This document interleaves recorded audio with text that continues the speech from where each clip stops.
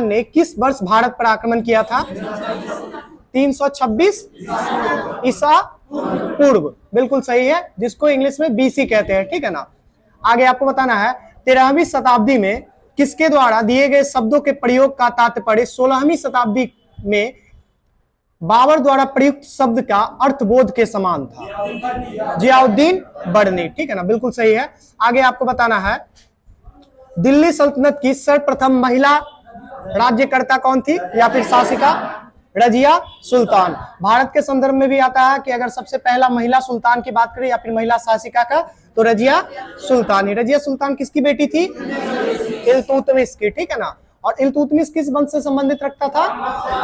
गुलाम वंश से, ठीक है ना, गुलाम वंश से। आगे आपको बताना है गयासुद्दीन तुगलक ने किस वर्ष तुगलक वंश की स्थापना की थी? 1320 ईस्वी।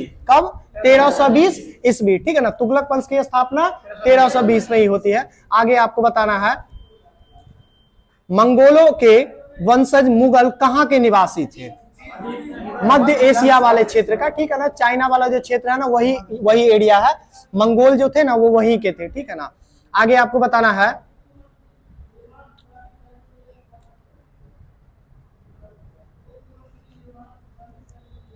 बताइएगा तो कैलीग्राफी से किस चीज का संबंधित है? कैलीग्राफी लेखन से, ठीक है ना, बिल्कुल सही है। अच्छा लेख जो लिखते हैं ना, लिखने की अच्छी कला जो है वो क्या कहलाती है? कैलीग्राफी के अंतर्गत उसका अध्ययन किया जाता है। आगे आपको बताना है राज राजेश्वर मंदिर भारत में किस स्थान पे है? तंजावुर में है, बिल्कुल सही है। आगे आपको बताना है पंडित जवाहरलाल नेहरू का जन्म किस वर्ष हुआ था? 1889 में, 1889 में। और इनके 100 साल के बाद जो है ना, इनके जन्म दिवस के शताब्दी वर्ष पे जो है एक भारत में ट्रेन चला था जिसका नाम क्या था? शताब्दी एक्सप्रेस। और वो कब चलेगी? 1989 में, क्योंकि 1889 में तो इनका जन्म हो रहा है, 100 साल बाद 1989 में शताब्दी एक्सप्रेस चलती है, ठीक है ना। और इनका जन्म का दिन कौन सा था? 14 नवंबर, ठीक है ना, बाल दिवस के रूप में भारत में सेलिब्रेट किया जाता है। आगे आपको बताना है महात्मा गांधी द्वारा दांडी मार्च अभियान को कब छोड़ा गया था? 1930 में, 1930 में। आगे आपको बताना 1930 में बिहार में किसान आंदोलन का नेतृत्व किसके द्वारा किया गया था? स्वामी सहजानंद के द्वारा, स्वामी सहजानंद के द्वारा। बताना है आपको नील दर्पण के लेखक कौन है? दीनबंधु मित्र के द्वारा लिखा गया था, ठीक है ना। नील दर्पण दीनबंधु मित्र के द्वारा लिखा जाने वाला एक प्रसिद्ध पुस्तक है। आगे आपको बताना है ब्रिटिश हाउस ऑफ कॉमन्स में सर्वप्रथम किस भारतीय आर्थिक निष्कासन का सिद्धांत का विवर्जन किया था? यानी कि क्वेश्चन जो है ना ये इस संदर्भ में पूछ रहा है कि आर्थिक निष्कासन का यानी कि धन का निष्कासन का सिद्धांत देने वाले किस व्यक्ति का चयन जो है ना ब्रिटिश संसद में पहली बार हुआ था और हाउस ऑफ कॉमन्स में हुआ था। जैसे अपने यहाँ दो सदन है ना, एक राज्यसभा एक लोकसभा, वहां पे भी 2 सदन होती है, एक होती है हाउस ऑफ लॉर्ड और एक होती है house of Commons. House of Commons यहाँ के लोकसभा के बराबर है और हाउस ऑफ लॉर्ड्स जो है यहाँ के राज्यसभा के बराबर है। 1892 का साल था, कौन सा साल था? 1892 का, जब पहली बार कोई भारतीय व्यक्ति हाउस ऑफ कॉमन्स में चुनाव जीते थे। उस वर्ष जो है ना 2 भारतीय व्यक्ति थे जो चुनाव लड़ते हैं, एक का नाम था WC बनर्जी और दूसरे व्यक्ति थे दादा भाई नेरोजी। दादा भाई नेरोजी जीत जाते हैं। आगे आपको बताना है किस ब्रिटिश गवर्नर जनरल ने देश में सती प्रथा का उन्मूलन किया था? लॉर्ड विलियम बेंटिक के द्वारा, ठीक है ना। भारत में सती प्रथा को जो खारिज किया गया था वो किसके द्वारा? लॉर्ड विलियम बेंटिक के द्वारा। आगे आपको बताना है लोगों को लोगों के लिए और लोगों द्वारा संचित संचालित सरकार लोकशाही है, यह परिभाषा किसके द्वारा दिया गया? अब्राहम लिंकन के द्वारा, ठीक है ना। बहुत प्रसिद्ध है लोकतंत्र के बारे में इनका परिभाषा कि यह लोगों के द्वारा चलाया जाने वाला है, लोगों के लिए और लोगों से चलने वाला सरकार है, ठीक है ना, लोकतंत्र। ये अब्राहम लिंकन के द्वारा दिया गया था, अमेरिकी राष्ट्रपति थे अब्राहम लिंकन। आगे आपको बताना है पंचायत चुनाव लड़ने के लिए कोई व्यक्ति कितनी वर्ष की उम्र सीमा पार करे? 21 साल का, ठीक है ना। पंचायती चुनाव अगर आप लड़ना चाहते हैं तो आपका मिनिमम जो एज होना चाहिए कितना होना चाहिए? 21 साल। यही आप अगर मेंबर ऑफ लेजिस्लेटिव जो है इसका चुनाव लड़ना चाहते हैं तो आपका उम्र कितना होना चाहिए? 25 साल, ठीक है ना। और वही जो है तो आप अगर पार्लियामेंट का मेंबर ऑफ मतलब एमपीज बनना चाहते हैं, मेंबर ऑफ पार्लियामेंट, तो आपका उम्र कितना होना चाहिए? 25 साल, 25 साल, ठीक है ना, 25 साल ही। हाँ, अगर आपको विधायक बनना है या फिर आपको सांसद बनना है, दोनों का जो उम्र सीमा है 25 साल है। वहीं आपको अगर विधान परिषद का सदस्य बनना है तो उम्र सीमा 30 साल चाहिए। वहीं आपको राज्यसभा का सदस्य बनना है तो उम्र सीमा 30 साल चाहिए, 30 साल, 30 साल, दोनों में 30-30 साल है। और राष्ट्रपति, उपराष्ट्रपति, राज्यपाल इन सब के लिए 35 साल है। प्रधानमंत्री वगैरह आप बन सकते हैं, मुख्यमंत्री वगैरह 25 साल में। और ये मुखिया वगैरह जो बनते हैं, ठीक है ना, जिला परिषद वगैरह जो बनते हैं, ये आपको 21 साल में बन सकते हैं, 21 साल में। आपको बताना है आगे, वोट देने का न्यूनतम आयु क्या है? 18 वर्ष, ठीक है ना। आगे बताना है आपको, बलवंत राय मेहता समिति ने किस प्रकार की पंचायती राज व्यवस्था संरचना की सिफारिश की थी? 3 स्तर वाली, ठीक है ना, 3 स्तर वाली। और वो 3 स्तर क्या क्या है? ग्राम पंचायत, पंचायत समिति और जिला परिषद, ठीक है ना। ग्राम पंचायत, पंचायत समिति कोऑर्डिनेशन के लिए, जो जिला और पंचायत का कोऑर्डिनेशन करेगा पंचायत समिति, और एक जिला परिषद, ठीक है ना। इन तीनों संरचना के बारे में बताए थे कौन? बलवंत राय मेहता समिति। 2 संरचना के बारे में कौन बताए थे? अशोक मेहता समिति। अशोक मेहता समिति 2 संरचना, बलवंत राय मेहता समिति 3 संरचना।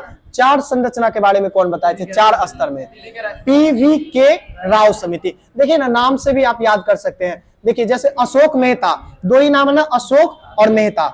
एक नाम है, मतलब इसमें 2 टर्म आ रहा है, अशोक मेहता। 3 टर्म है, बलवंत राय मेहता, 3 टर्म है। PVK राव 4 टर्म है। ऐसे भी आप याद कर सकते हैं, ठीक है ना। आगे आपको बताना है क्या हुआ?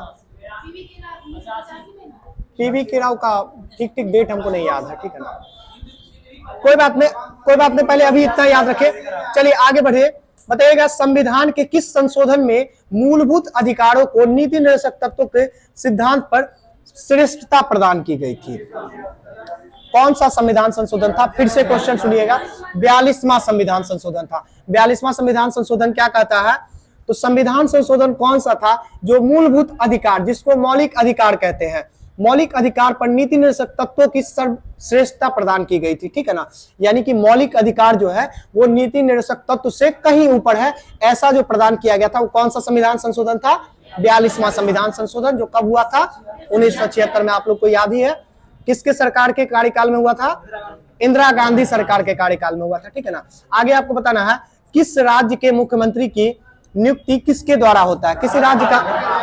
राज्यपाल जी के द्वारा, ठीक है ना। मुख्यमंत्री का जो है नियुक्ति किया जाता है, प्रधानमंत्री का नियुक्ति किया जाता है। प्रधानमंत्री की नियुक्ति करता कौन है? राष्ट्रपति। मुख्यमंत्री की नियुक्ति करता कौन है? राज्यपाल, ठीक है ना। हालांकि वो जो मतलब सबसे ज्यादा दल वाला पार्टी होता है, जिसके पास बहुमत होता है, उसी का वो नेता होता है। लेकिन इन दोनों का अपॉइंटमेंट होता है। क्या होता है? अपॉइंटमेंट होता है। इन दोनों का चयन नहीं होता है, नियुक्ति की जाती है। आगे आपको बताना है, उच्च न्यायालय के कोई न्यायाधीश सेवानिवृत्ति के बाद निजी तौर पर वकालत या व्यवसाय किस स्तर पर कर सकते हैं? नहीं कर सकते हैं। उनका नहीं, उच्चतम न्यायालय से अगर वो रिटायर्ड होकर के आ गए ना, तो वो कहीं नहीं करेंगे, ठीक है ना। उच्चतम न्यायालय से अगर वो रिटायर्ड होकर के आए हैं, वहां के जज हैं, अभी जैसे जजों की संख्या कितनी है उच्चतम न्यायालय में? 34 है। 33 + 1 है। तो वो अगर वहां से रिटायर्ड होकर आ गए, तब वो अपना वकालत कहीं नहीं कर सकते हैं, कोई अपना वो काम नहीं कर सकते हैं, क्योंकि उनकी जो एक पोस्ट है उसका गरिमा रखा जाता है कि वहां से ही वो ऊपर आकर के कहां नीचे कौन काम करेंगे। आगे आपको बताना है, बताइएगा, सर्वोच्च न्यायालय के न्यायाधीश किस आयु तक सेवानिवृत्ति कर सकते हैं? 65 वर्ष तक, बिल्कुल सही है। सर्वोच्च न्यायालय के न्यायाधीश जो है किस वर्ष सेवानिवृत्त होते हैं? 65 वर्ष तक, ठीक है ना। और वहीं उच्च न्यायालय की बात करें तो 62 वर्ष तक, बिल्कुल सही है। बताइएगा, दक्षिणी गोलार्ध में उत्तर उन्नयन किस दिन होता है? 22 दिसंबर को। दक्षिणी गोलार्ध में उत्तर उन्नयन जो होता है वो किस तिथि को? 22 दिसंबर को, 22 दिसंबर को, ठीक है ना। आगे आपको बताना है, पृथ्वी का प्राकृतिक उपग्रह कौन सा है? चंद्रमा है। बहुत अच्छा से आप लोग याद किए हुए हैं। आगे आपको बताना है, गीतांजलि एक्सप्रेस किन 2 राज्यों के बीच चलती है? मुंबई और हावड़ा के बीच। मुंबई और हावड़ा के बीच गीतांजलि की बात हो रही है, रविन्द्रनाथ टैगोर की बात हो रही है। रविन्द्रनाथ टैगोर का संबंध था कहां से? पश्चिम बंगाल से, ठीक है ना। मुंबई और हावड़ा के बीच चलने वाली एक्सप्रेस है गीतांजलि एक्सप्रेस। आगे आपको बताना है, दक्षिण नेवल कमांड का मुख्यालय कहाँ पे है? कोच्चिन में है, ठीक है ना। दक्षिणी नेवल कमांड का जो मुख्यालय वो कहाँ पे है? कोच्चिन में है। कोच्चिन कहाँ पड़ता है?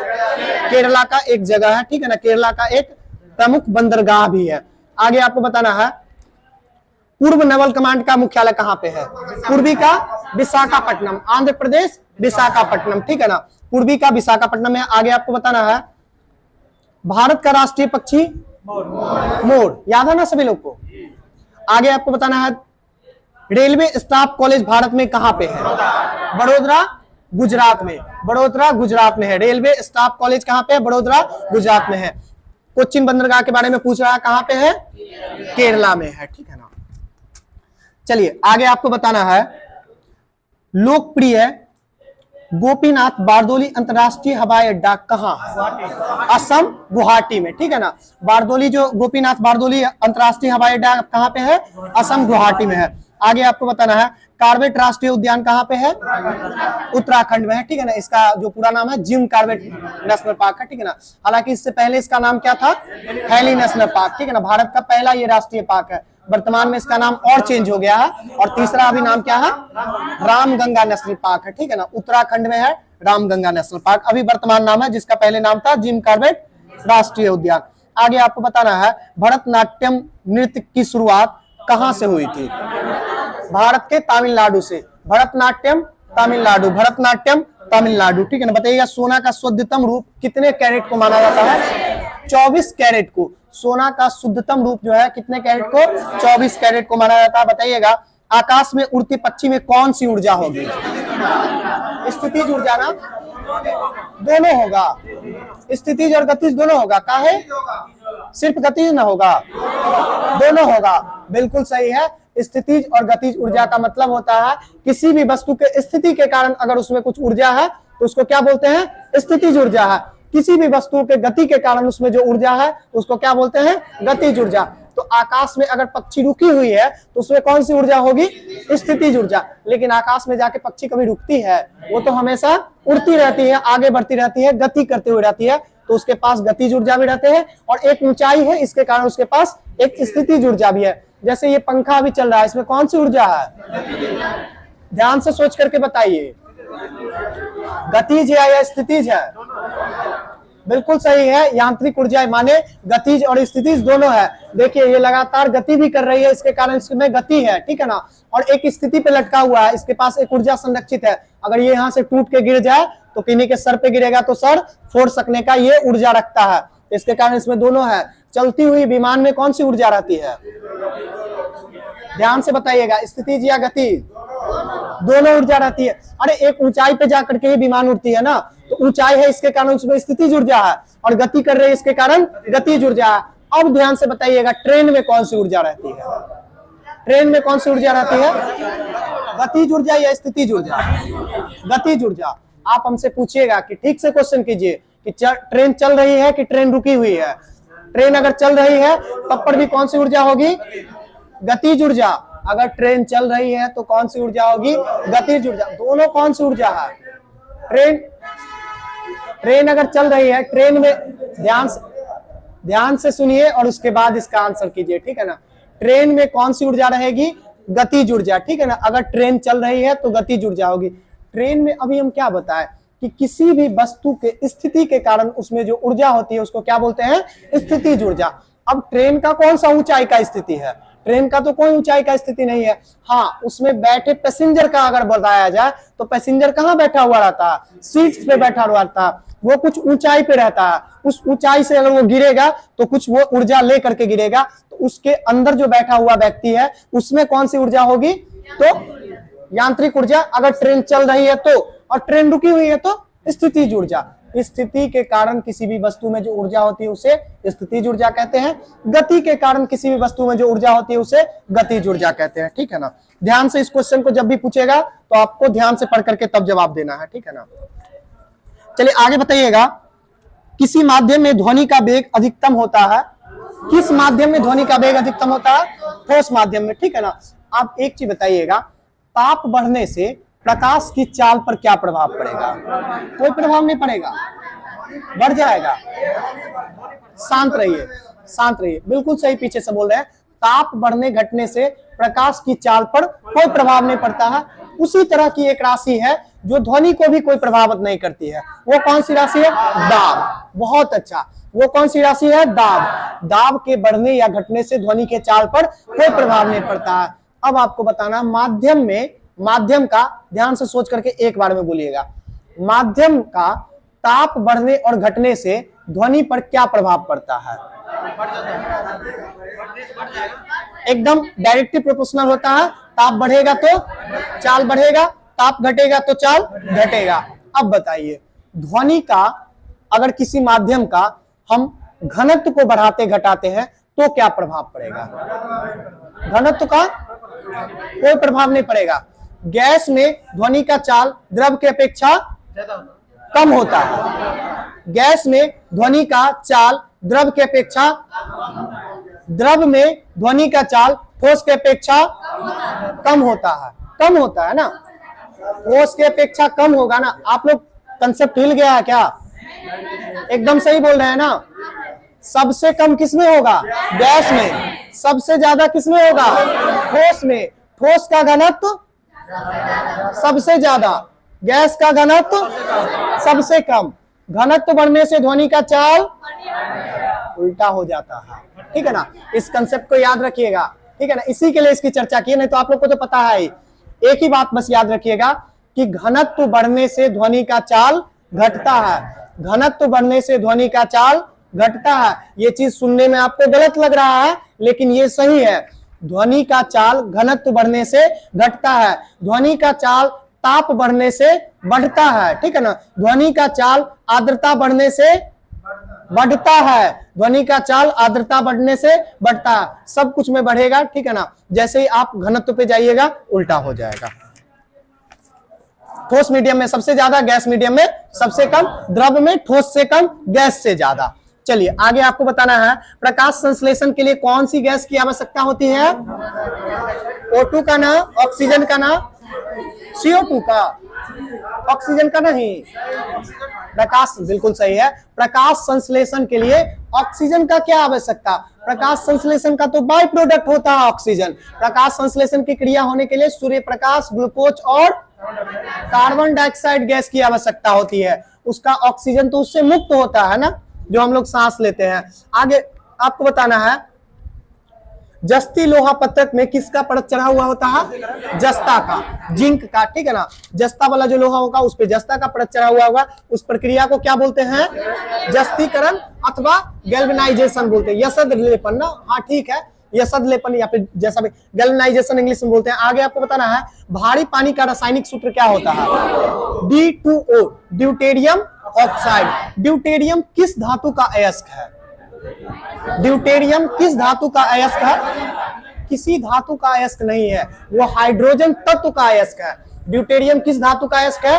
किसी धातु का अयस्क नहीं, वो ड्यूटेरियम जो है हाइड्रोजन नामक तत्व का समस्थानिक है। ठीक है ना, वही हम बोल रहे हैं समस्थानिक ही। क्या बोल रहे थे इससे पहले? अयस्क बोल रहे थे।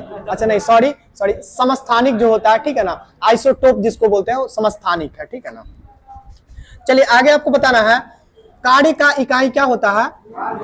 जूल होता है। कार्य का इकाई क्या होता है? जूल होता है। आगे आपको बताना, नॉन स्टिक खाना बनाने वाले बर्तनों पर किसकी लेप लगी होती है?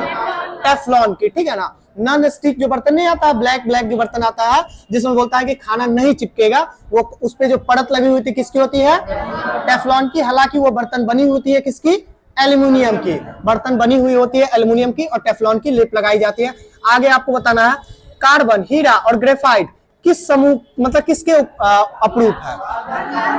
कार्बन के। ठीक है ना, मतलब कार्बन का जो अपरूप है वो हीरा, ग्रेफाइट, फ्लोरीन। ठीक है ना, फ्लोरीन भी इसी का अपरूप है। आगे आपको बताना है, लाफिंग गैस क्या है? Nitrous oxide. Nitrous oxide. ठीक है ना, आगे आपको बताना, बिजली के बल्ब का फिलामेंट किससे बना होता है? टंगस्टन का। बिजली का बल्ब, ठीक है ना, बिजली का बल्ब का फिलामेंट, ठीक है ना, और आदर्श हैमर, आदर्श हथौड़ा, ये जो बना होता है ना, आदर्श छेनी, ये सब जो बना होता है ना एलिमेंट, ये किसका बना होता है? टंगस्टन का बना होता है। बहुत ही कठोर धातु होता है टंगस्टन, जो है ना बहुत ही कठोर धातु होता है। हालांकि दुनिया का सबसे अगर कठोर धातु की बात करें तो कौन सा है? क्रोमियम। सबसे ज्यादा जो कठोर है वो कौन सा है? क्रोमियम, ठीक है ना। सबसे मजबूत कौन सा है? टंगस्टन। सबसे मजबूत कौन सा है? टंगस्टन, ठीक है ना। और सबसे भारी कौन सा है? ऑस्मियम। और सबसे हल्का कौन सा है? लिथियम, ठीक है ना। एक और छूट रहा है, हाँ, और पूरे इस दुनिया में जो सबसे कठोर जो पदार्थ अवेलेबल है वो पदार्थ क्या है? हीरा है। यानी धातु की बात करेगा तो क्रोमियम, ठीक है ना। धातु की बात करेगा तो क्रोमियम, और अगर पदार्थ की बात करेगा तो हीरा। इन सब चीज को अंतर याद रखिएगा आप लोग। बताइएगा हवा क्या है? हवा क्या है? गैसों का मिश्रण। गैसों का मिश्रण, ठीक है ना। हवा का मतलब ऑक्सीजन नहीं बोल दीजिएगा, उसमें ऑक्सीजन भी एक कंपाउंड है, बाकी कई चीजें होती है, नाइट्रोजन होती है, आर्गन होती है, बहुत सारी चीजें होती है, ठीक है ना। बताइएगा तो आलू किसका संश्लेषित रूप है? तना, डंठल का। आलू जो है किसका संश्लेषित रूप है? तना या डंठल का, ठीक है ना। आलू जड़ नहीं है, आलू जो है वो जड़ नहीं है, रूट्स नहीं है। जो हम लोग खाते हैं आलू का जो पार्ट, वो पार्ट्स की बात कर रहे हैं। आगे आपको बताना है दाल में कौन सा पोषक तत्व भरपूर मात्रा में पाया जाता है? प्रोटीन। दाल में कौन सा पोषक तत्व? प्रोटीन, ठीक है ना। चावल में कौन सा पोषक तत्व भरपूर मात्रा में? कार्बोहाइड्रेट। कार्बोहाइड्रेट का पचाने के लिए कौन सा एंजाइम हमारे शरीर में जिम्मेदार है? HCl ना। तो बोलिए, HCl है ना? नहीं, चलिए क्या बोल रहे हैं? लाइपेज नहीं, लाइपेज वैसा का। देखिए आप लोग इतना तो कंफर्म है कि हाइड्रोजन नहीं होगा। क्या होगा ये नहीं याद आ रहा है, लेकिन हाइड्रोजन तो, ये HCl तो नहीं होगा ना। HCl जो है ना वो क्या काम करता है? वो तोड़ने का काम करता है, वो पचाने का काम नहीं करता, ठीक है ना। इसको पचाने के लिए जो है, कार्बोहाइड्रेट को पचाने के लिए, याद है, लिख लीजिए कहीं पे, ठीक है ना। हर बार क्वेश्चन पूछा जाता है। कार्बोहाइड्रेट को पचाने के लिए हमारे मुंह में एक लार ग्रंथि है, ठीक है ना। 3 तरह की लार ग्रंथि पाई जाती है। सबसे पहले कौन बोल रहे हैं? एमाइलेज। अच्छा बोल रहे हैं, सही है, ठीक है ना। एमाइलेज ही पचाता है कार्बोहाइड्रेट को। हमारे मुंह में 3 जोड़ी लार ग्रंथियां पाई जाती है, 3 एक तरफ, 3 एक तरफ, ठीक है ना। पहला कौन सा है? उसको बोलते हैं पेराइटेड ग्रंथि। क्या बोलते हैं? पेराइटेड ग्रंथि, ठीक है ना। दूसरा क्या है? सबलिंगुअल। क्या है? सबलिंगुअल। तीसरा क्या है? सब मैंडिबल। क्या है? सब मैंडिबल। इन 3 तरह का जो है लार ग्रंथि है। यह तीनों जो है ना, टाइलिन नामक एंजाइम निकलता है प्लस अल्फा एमाइलेज निकलता है। क्या निकलता है? टाइलिन और अल्फा एमाइलेज। इसका काम है किस चीज को पचाना? कार्बोहाइड्रेट को। किसको पचाना? कार्बोहाइड्रेट को। कार्बोहाइड्रेट को बहुत हद तक ये ग्लूकोज में ट्रांसफर करता है। कार्बोहाइड्रेट को ग्लूकोज में ट्रांसफर करता है। इसके नीचे जैसे ही हमारे ड्यूडेनम वाले भाग में, छोटी आंत वाले भाग में जाता है, पेनक्रियाज नामक एक ग्रंथि हमारे शरीर में पाई जाती है। अग्न्याशय, पेनक्रियाज यानी कि अग्न्याशय। अग्न्याशय से 3 तरह का एंजाइम निकलता है। कितना तरह का? 3 तरह का एंजाइम निकलता है। तीनों एंजाइम 3 तरह के पोषक तत्व पर काम करते हैं। सबसे पहले एमाइलेज निकलता है। क्या निकलता है? एमाइलेज। एमाइलेज कार्बोहाइड्रेट का पाचन के लिए जिम्मेदार है, लिख लीजिए। एमाइलेज कार्बोहाइड्रेट के पाचन के लिए जिम्मेदार है। दूसरा एंजाइम निकलता है जिसका नाम है लाइपेज। क्या नाम है? लाइपेज। लाइपेज जो है वो वसा के पाचन के लिए जिम्मेदार है। वसा के पाचन के लिए जिम्मेदार है। और तीसरा जो एंजाइम निकलता है उसका नाम क्या है? टाइलिन। क्या नाम है? टाइलिन, ठीक है ना। टाइलिन जो है वो प्रोटीन के पाचन के लिए जिम्मेदार है। जैसे तीनों तरह का भी एंजाइम देखे ना, तीनों तरह का एंजाइम 3 तरह के नहीं, ध्यान से सुनिए, ध्यान से सुनिए, थोड़ा सा 1 मिनट लगेगा, 1 मिनट बताते हैं। देखिए 3 तरह का मेन पोषक तत्व है। क्या चीज? कार्बोहाइड्रेट, वसा, प्रोटीन। कार्बोहाइड्रेट, वसा, प्रोटीन। इसके बाद जो बच जाएगा वो क्या बचेगा? फैट, ये विटामिन बचेगा। क्या बचेगा? विटामिन बचेगा, मिनरल बचेगा। विटामिन और मिनरल बचेगा। विटामिन और मिनरल को पाचन करने की आवश्यकता नहीं होती है, वो एज इट इज हमारे शरीर में एब्जॉर्ब हो जाती है। एज इट इज उसको शरीर एक्सेप्ट कर लेता है। यह 3 तरह का जो पोषण है, इस तीनों तरह का पोषण का जो प्रारंभिक प्रक्रिया चालू होती है वो हमारे मुंह से होती है। पाचन का जो प्रारंभिक प्रक्रिया है मुंह से। मुंह में क्या होता है? तो एमाइलेज और टाइलिन, एमाइलेज और टाइलिन, ये दोनों जो है निकलता है। और दोनों क्या काम करता है? भोजन को पचाने में कार्बोहाइड्रेट को ग्लूकोज में ट्रांसफर करता है, भोजन को पचाते हुए कार्बोहाइड्रेट को ग्लूकोज में ट्रांसफर करता है। इसके नीचे जब आप ड्यूडेनम वाले भाग में जाएंगे तो ड्यूडेनम वाले भाग में पेनक्रियास से 3 तरह का एंजाइम निकलता है। उससे पहले जब ये स्टोमच में आती है तो स्टोमच में जो है ना HCl तो निकलती है, HCl का दूसरा काम है, ठीक है ना। एक हमारे शरीर में जो है ना हमारा जो अमाशय का लेयर है वो 3 तरह का लेयर है, ठीक है ना, 3 तरह के लेयर से बना हुआ है। पहला लेयर जो है उस पहले लेयर को जो सबसे बाहरी वाली लेयर है उसको क्या बोलते हैं, उसको बोलते हैं पेरिट्रियल सेल। क्या बोलते हैं? पेरिट्रियल सेल, ठीक है ना। बीच में होता है ऑक्सिनेटिक सेल, बीच में क्या होता है? ऑक्सिनेटिक सेल। और सबसे अंदर वाला जो सेल होता है उसको क्या बोलते हैं? Mucus cell. क्या बोलते हैं? Mucus cell. तो सबसे बाहर का जो कौन सा सेल है? पेरिट्रियल सेल बोलते हैं, पेरिट्रियल सेल। पेरिट्रियल सेल से जो है ना पेप्सिनोजन नामक एंजाइम निकलता है। क्या निकलता है? पेप्सिनोजन नामक एंजाइम निकलता है। जो पेप्सिनोजन जो है ना प्रोटीन्स जो है ना उसको पेप्टोन्स में बदल देता है। क्या करता है? प्रोटीन को पेप्टोन्स में बदल देता है और उसके बाद ये छोटी आंत में जाती है। तो प्रोटीन का प्रारंभिक पाचन जो शुरू हुआ वो कहां पे हुआ? अमाशय में, यानी कि हमारे स्टोमच में, यानी कि हमारे उदर में, पेट में हुआ प्रोटीन का प्रारंभिक पाचन। इसके बाद एक और दूसरा जो चीज है वो क्या है? वसा, ठीक है ना। तो वसा के लिए हमारे लीवर में एक सिस्टम लगा हुआ है जिसको क्या बोलते हैं? पित्तरस। क्या बोलते हैं? पित्तरस, बाइल जूस। बाइल जूस क्या करता है? वसा का पाइसीकरण करता है, यानी कि उसका इमल्सिफिकेशन करता है, उसको पचाता नहीं है, उसके छोटे छोटे भाग में वसा को तोड़ने का काम करता है। और अब ये जो हमारा एमाइलेज जो तोड़ा था कार्बोहाइड्रेट को, ये भाग, प्रोटीन जो पेप्सिन तोड़ा था प्रोटीन को, वो भाग, और ये एमल्सिफिकेशन हुआ वसा जो है जिसको गॉल ब्लेडर से निकला हुआ कौन सा? वाइल जूस तोड़ा था। ये तीनों चीज अब पहुंचती है हमारे कहां पे?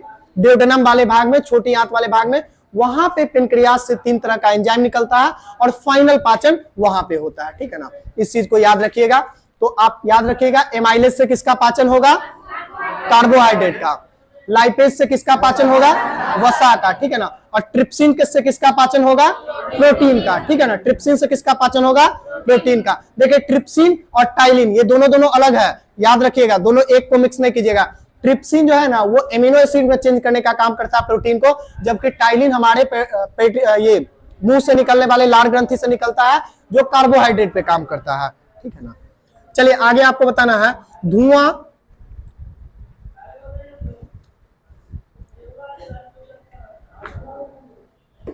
बताइएगा। तो पौधे में परागन कण कहाँ उत्पादित होते हैं? पौधे में पराग कण जो है वो कहाँ पे उत्पन्न होते हैं? फूल में, ठीक है ना। कहाँ पे होते हैं? फूल में। और वो रहता कहाँ पे है? पराग केस में रहता है। कहाँ पे? पराग केस में रहता है, ठीक है ना। आगे आपको बताना है पानी की सतह जो हवा के संपर्क में हो वहां वाष्पीकरण पर किस पर निर्भर नहीं करता है? मतलब वाष्पीकरण के बारे में पूछ रहा है। तो वाष्पीकरण जो है ना किस किस चीज पे, फैक्टर पे निर्भर करता है? ये फैक्टर आप लोग को याद होगा ही। सबसे पहले किस चीज पे? आर्द्रता पे। किस चीज पे? आर्द्रता पे, ठीक है ना, आर्द्रता पे। और आर्द्रता जो है उसके बाद तापमान पे, पानी का तापमान क्या है, आर्द्रता क्या है उस जगह का, ठीक है ना। उसके बाद उसका खुला हुआ सरफेस क्या है, खुला हुआ सतह क्या है, ठीक है ना। पृष्ठ क्षेत्रफल जो है, वायु के संपर्क में पृष्ठ क्षेत्रफल कितना खुला हुआ है, इन तीनों फैक्टर पे जो है निर्भर करता है क्या चीज? पानी का वाष्पीकरण।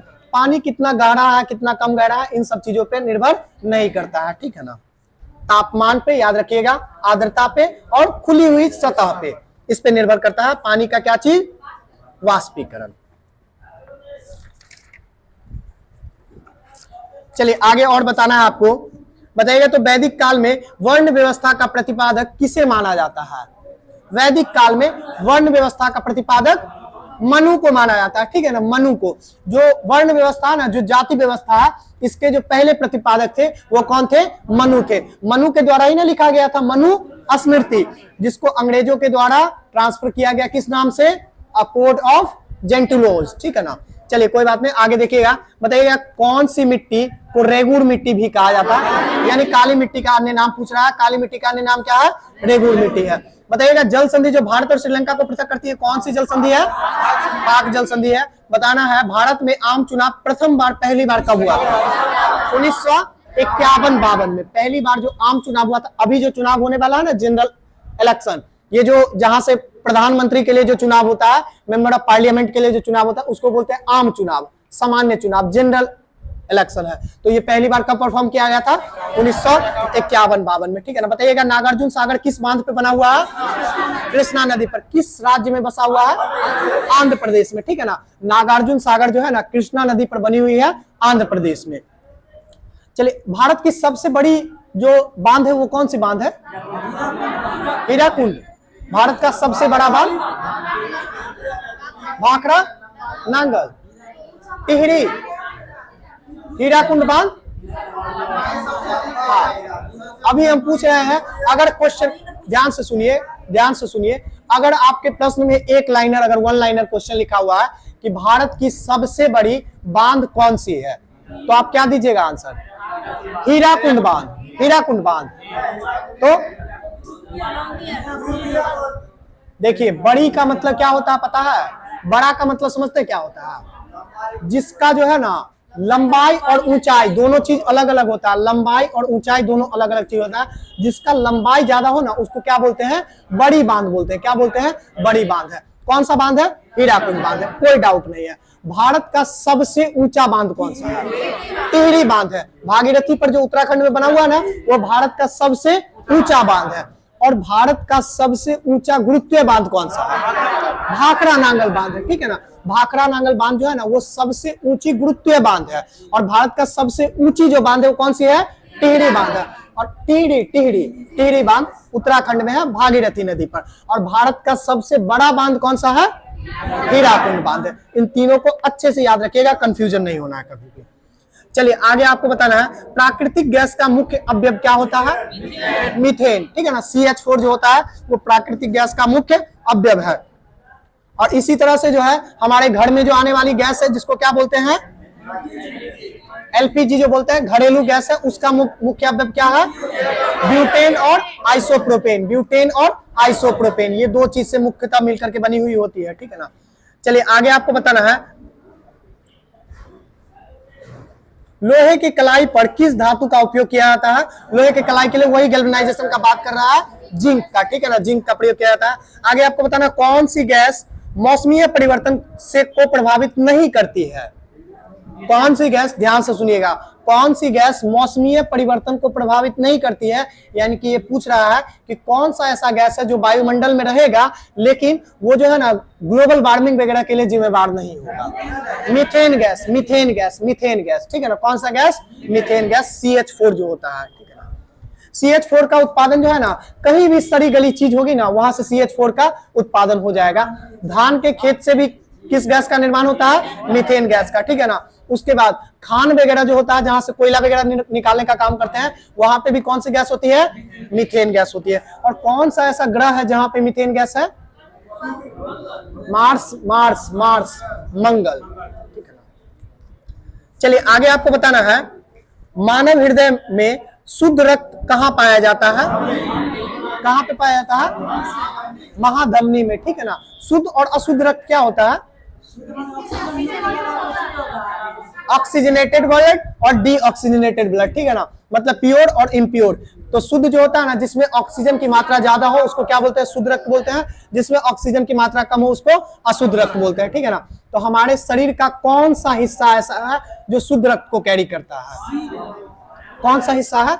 बायां हिस्सा, ठीक है ना। बायां हिस्सा, हमारे शरीर का जो बायां हिस्सा इसलिए माना जाता है क्योंकि हमारे हार्ट का जो है ना बायां साइड जो है वो क्या रखता है? शुद्ध रक्त निकालता है। क्या रक्त निकालता है? शुद्ध रक्त को रखता है। और दायां साइड जो है, राइट साइड जो है, वो डीऑक्सीजनेटेड ब्लड को रखता है। और अगर बात करें कि कहां पे बहता है, तो एक होता है सिरा, एक होता है धमनी। तो धमनी में जो है हमेशा शुद्ध रक्त बहेगा यानी कि ऑक्सीजनेटेड ब्लड, और सिरा में हमेशा अशुद्ध रक्त बहेगा। जबकि हार्ट को सप्लाई देने वाली, फेफड़ा से हार्ट को सप्लाई देने वाली धमनी और सिरा होती है जिसका नाम होता है फुफ्फुस। क्या नाम होता है?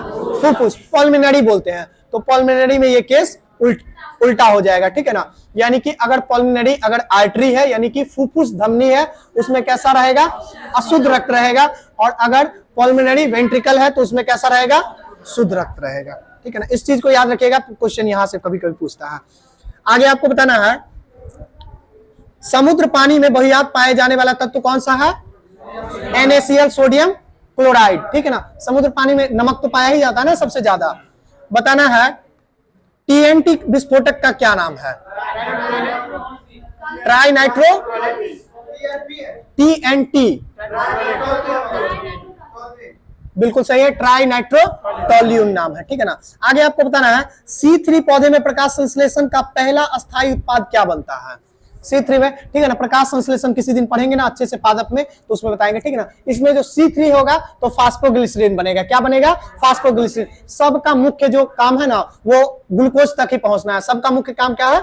ग्लूकोज तक ही पहुंचना है। लेकिन C3 प्रकाश संश्लेषण में जो बनेगा ना वो फास्फोग्लिसरीन बनता है, ठीक है ना। वहां से फिर वो चेंज हो जाता है किसमें?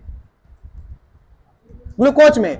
आगे बताना है विषाणु का वंशानुगत पदार्थ क्या होता है? विषाणु यानी कि वायरस का जो है ना जेनेटिक मटेरियल की बात कर रहे हैं। वंशानुगत पदार्थ क्या होता है? आरबीसी। तो क्या? आरएनए कि डीएनए? आरएनए ना, विषाणु में आरएनए ना।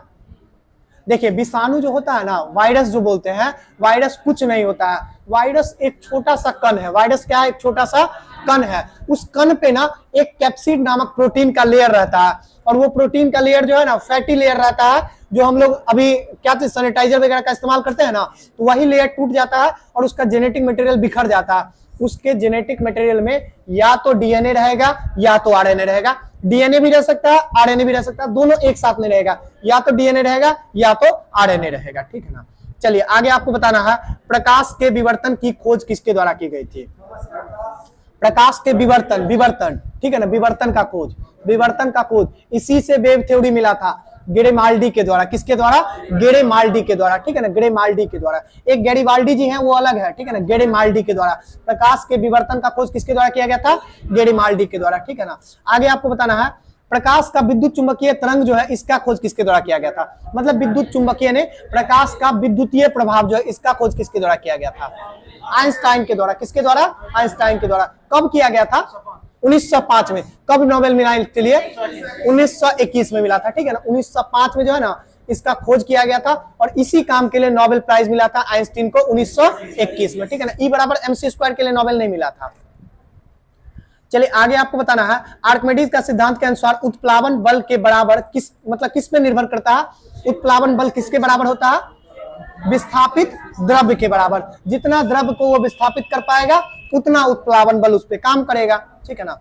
चलिए लास्ट क्वेश्चन बताइएगा, किलोग्राम एक वस्तु के माप में प्रदर्शित होता है, किसका माप करता है? द्रव्यमान का, या फिर उसमें जो मौजूद है मात्रा उसका वो माप करता है, ठीक है ना।